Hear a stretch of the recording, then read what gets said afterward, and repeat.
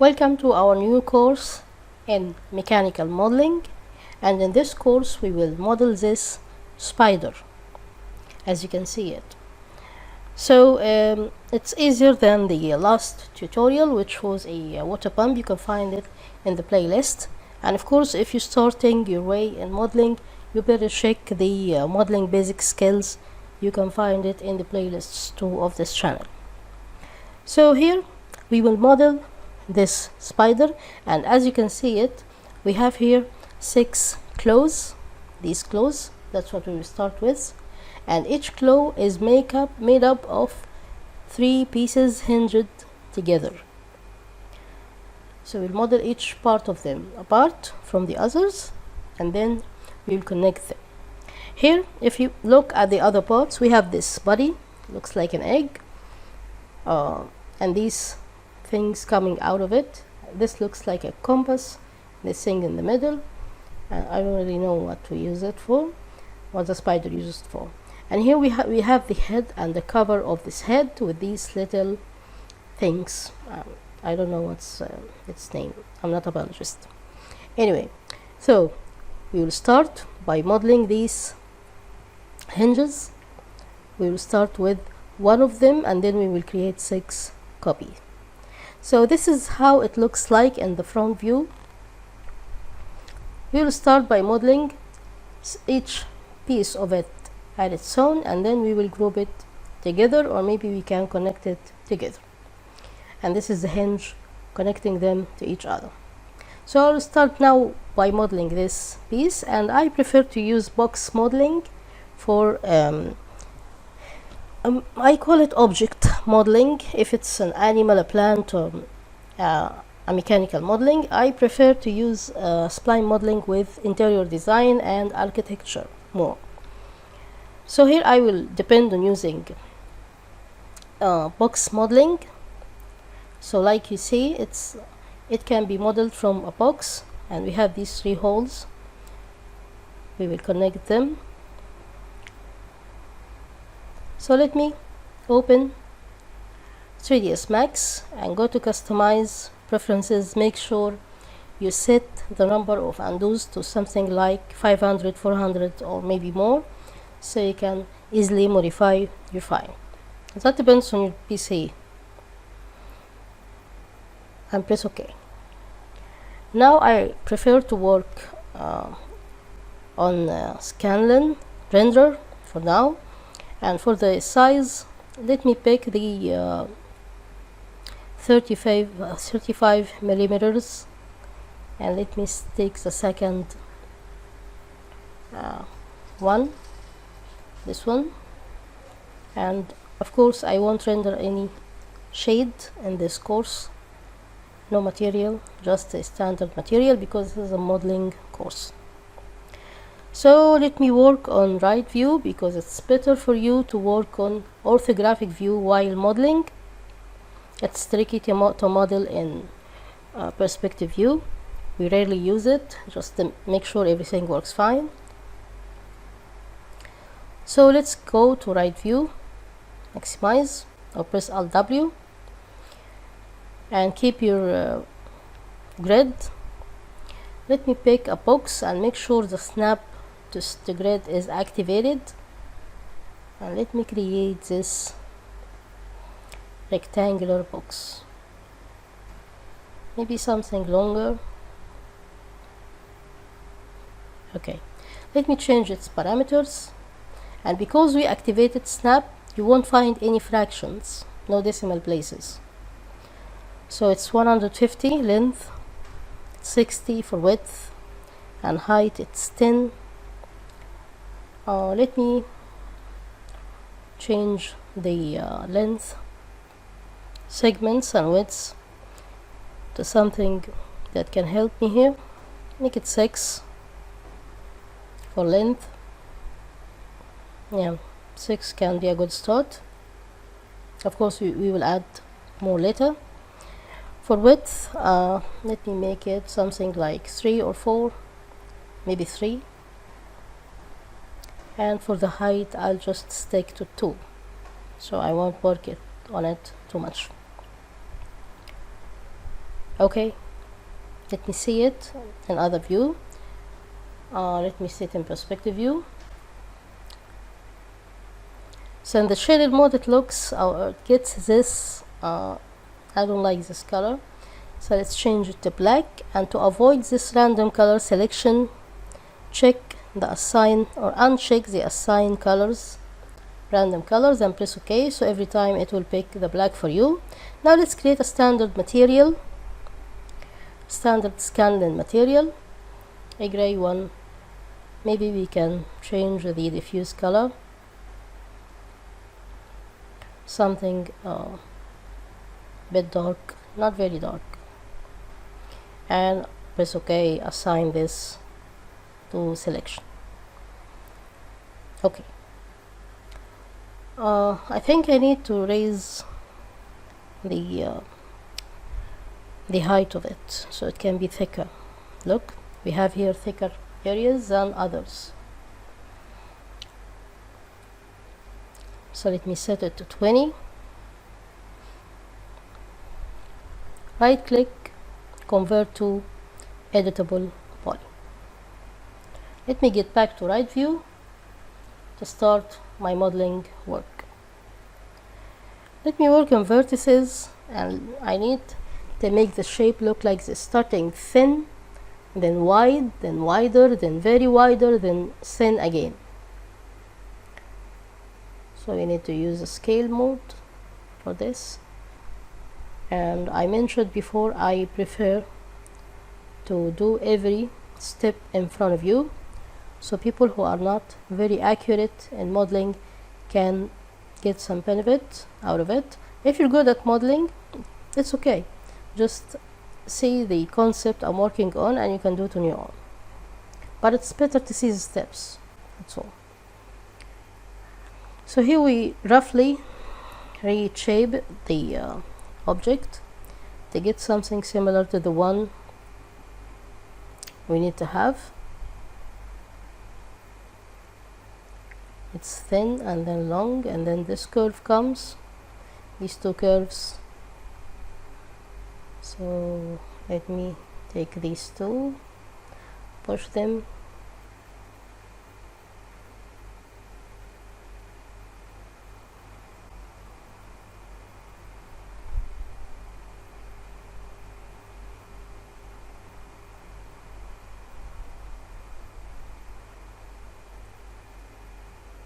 this needs to get down.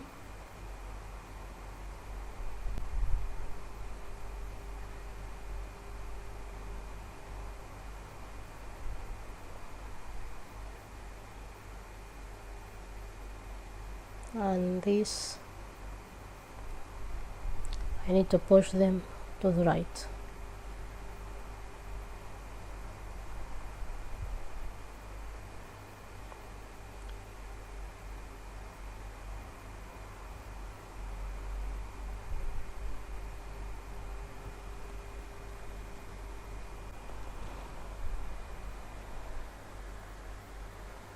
Okay, let me do the same here.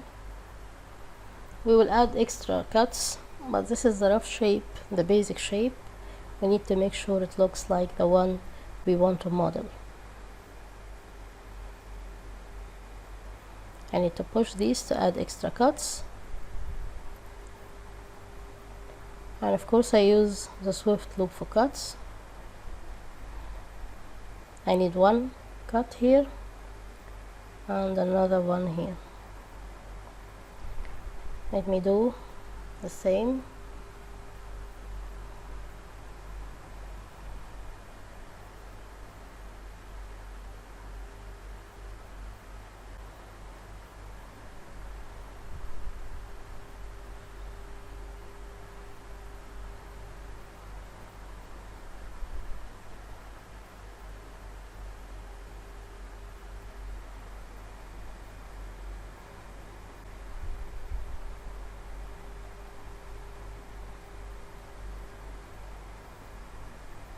Okay, I think I got the curve I need.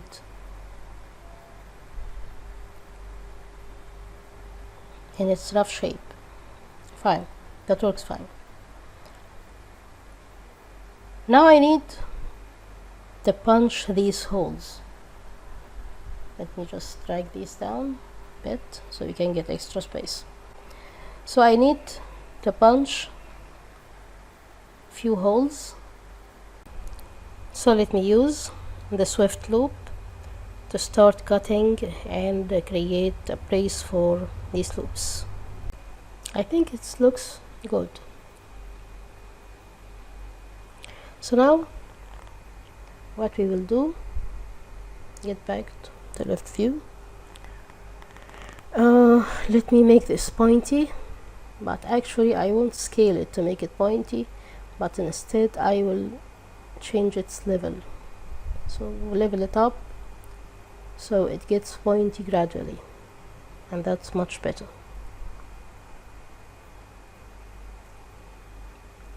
Let me move this.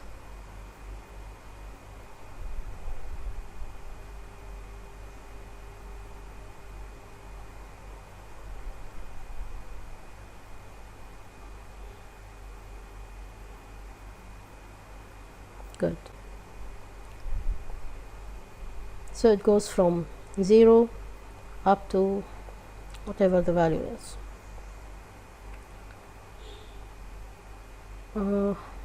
I need now to create these 3 holes. I have a big one, a medium one, and a small one.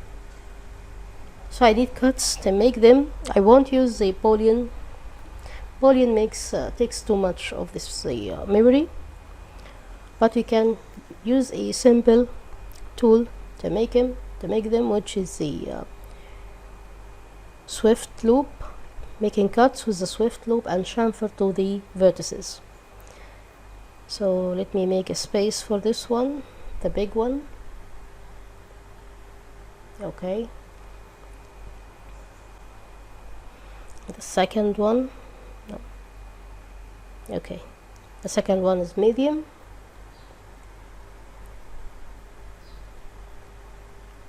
And the last one is a small one. Let me make 2 vertical lines, and I need these to be perfect squares or rectangles.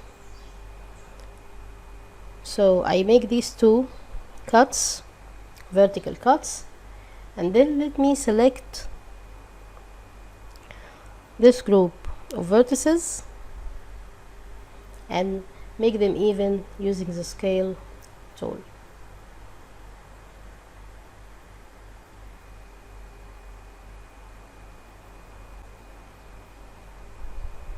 Same for the second one.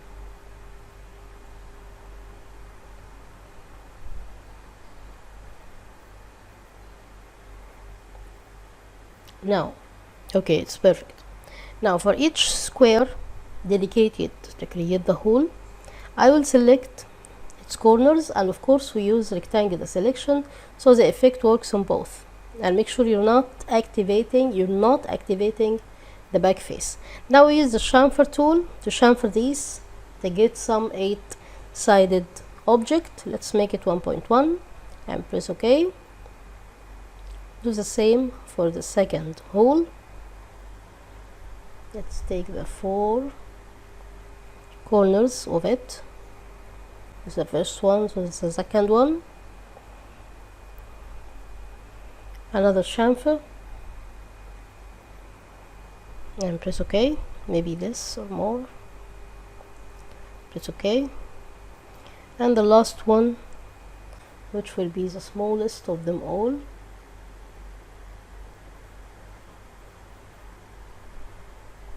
Chamfer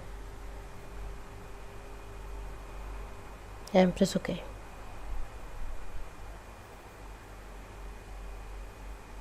Fine. Let me make these. This looks perfect, the first one. The second, I think we need to make it close. So push these to the right. I don't need ellipses, I need rounded holes like a circle. And these two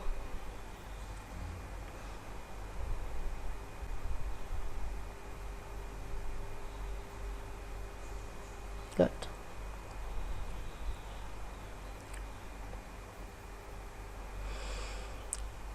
Okay, so now I got the 3 holes. Now I go to polygon mode. I select the 3 polygons of the holes on both sides, this side and the other side. Then I press delete to get rid of them.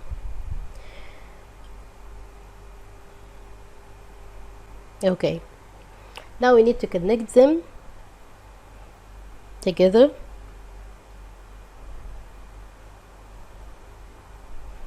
So we do this using the bridge tool.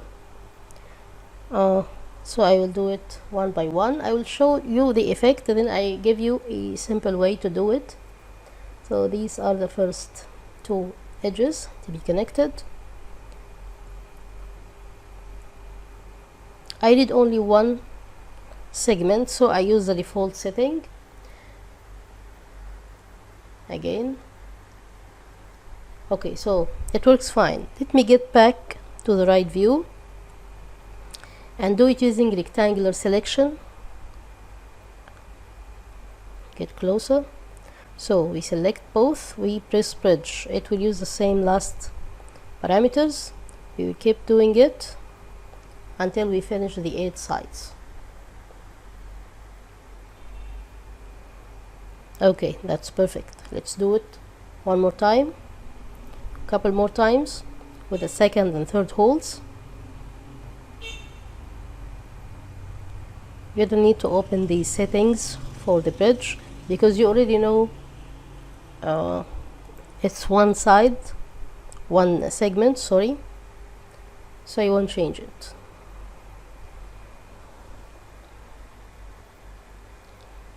I guess this one is done too.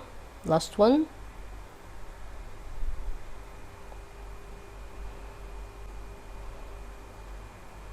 If you want to make sure what you're doing is correct, it looks rounded, you can use the turbo smooth and then get rid of it, and we will do it now, but let me finish this first.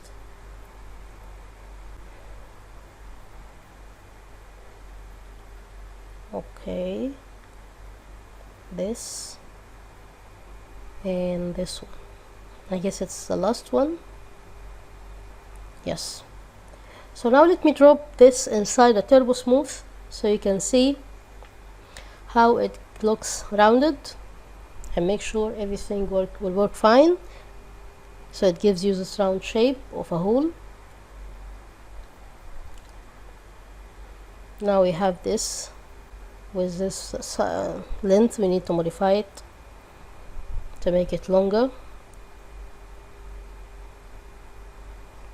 and I need this to be a bit pointy to get these curves, and try to work freely, try to be artistic, because this is something beautiful, not a machine. It's not a machine, it's a mechanical spider, so the curves can change its size, its shape, its look. Change it according to your artistic imagination if you wish. So that's it for these curves. Maybe this can go.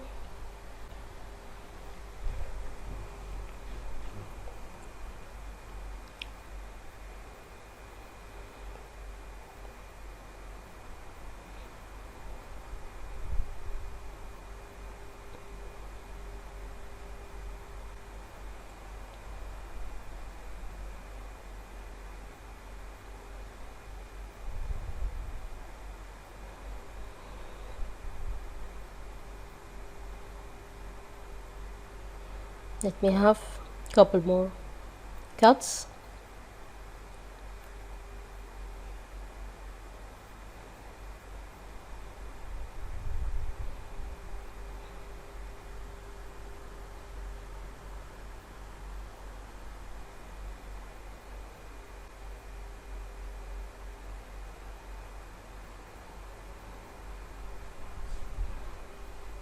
To get the curvy look. Okay, this is good.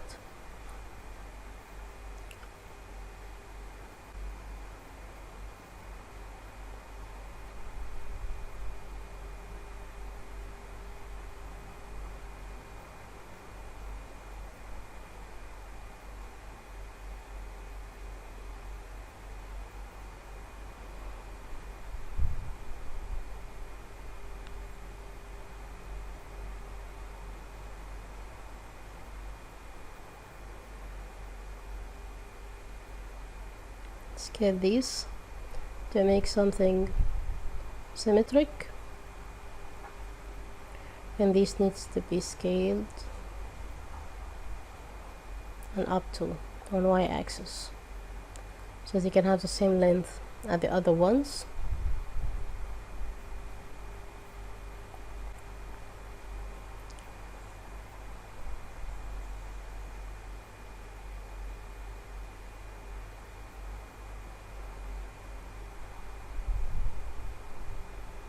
Good.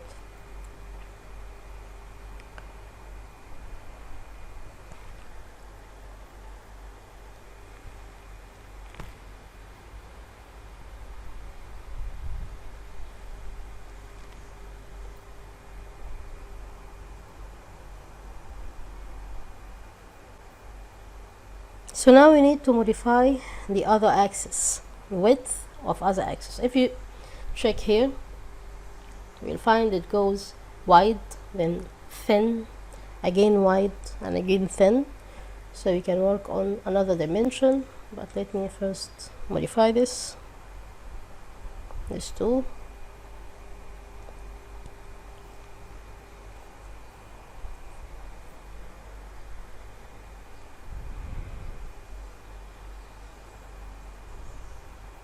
I need to start wide,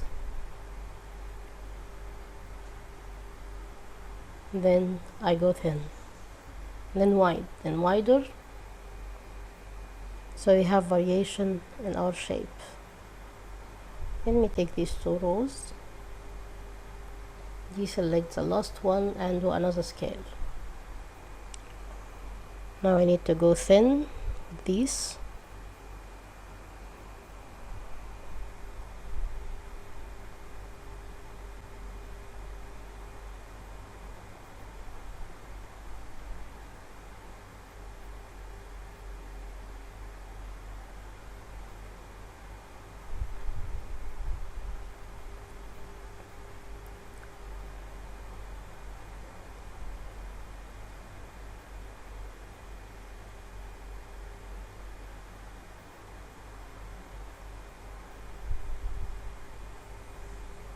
These should go very wide,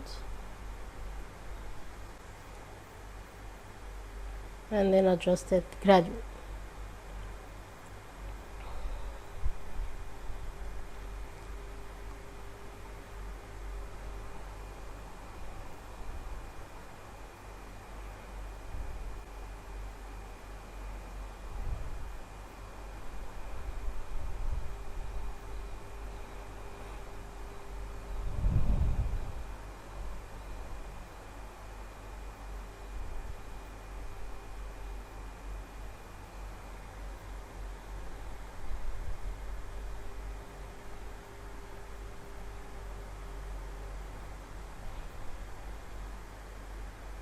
I need to make this close, scaled.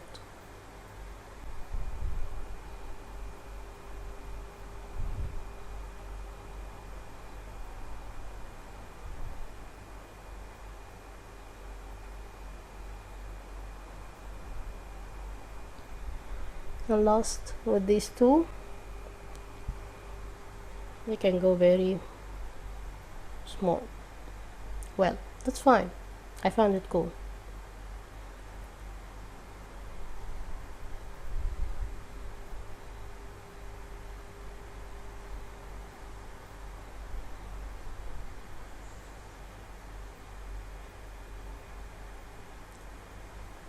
Good.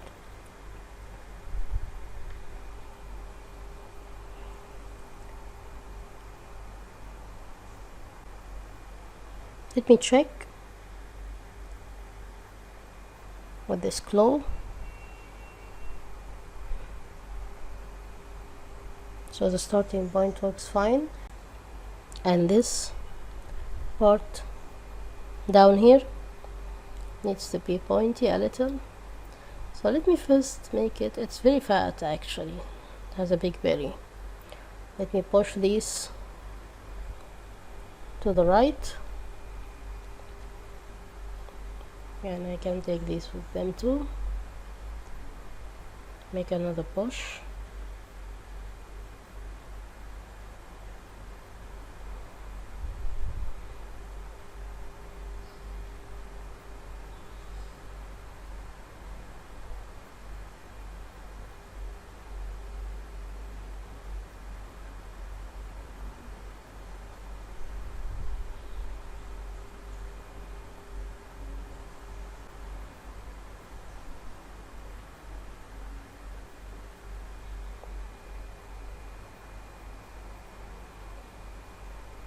and these need to go longer. We need cuts here, so we go down and then we create cuts.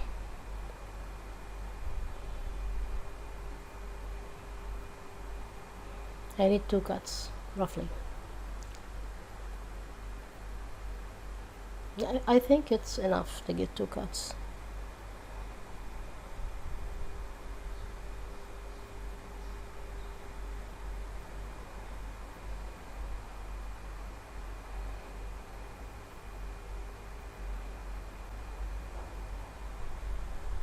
And here I need to make this pointy. I need to have this point right here. Maybe another cut is needed.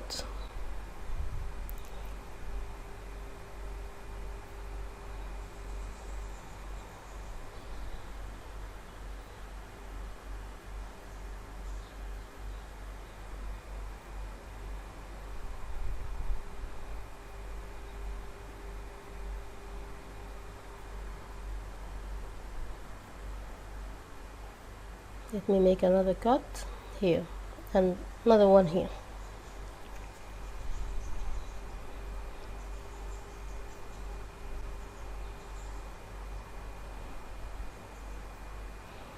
And these can go this way.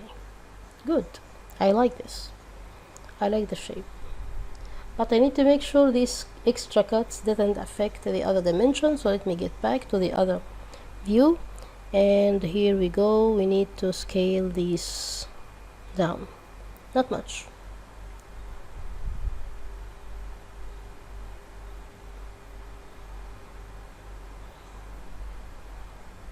Okay.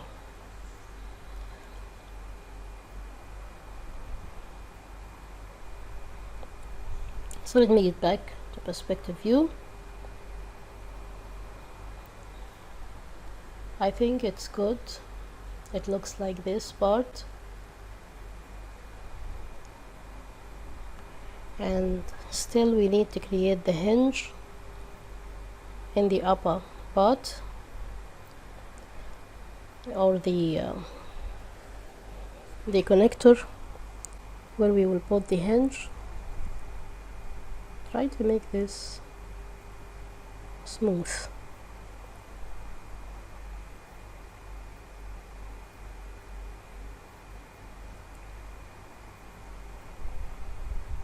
Let me raise it. Maybe I can activate snap to grid. Okay,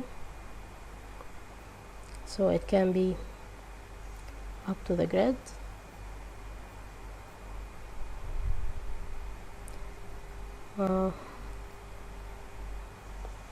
This too need to be adjusted, and that's it for this part, and we will continue in the next tutorial for this hinge right here. So keep up with this.